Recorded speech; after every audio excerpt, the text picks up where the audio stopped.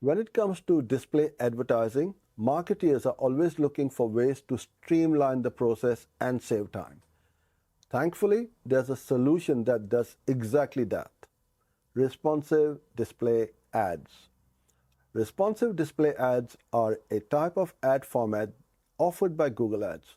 The best thing about these ads is that they automatically adjust their size, appearance, and format to fit any space available on the Google Display Network.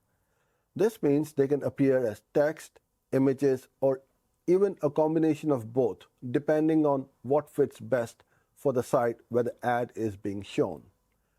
These ads work by letting you upload multiple assets like headlines, descriptions, and images, and Google uses its algorithm to test and combine them in different ways to find the best performing ad combinations.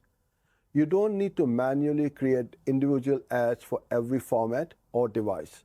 The system does all the hard work, showing the most effective version to users in real time. The main benefit here is efficiency. Instead of spending time designing different ads for different placements, responsive display ads handles everything for you. All you need to do is provide the assets, and the ad creation process is automatically handled by Google's system.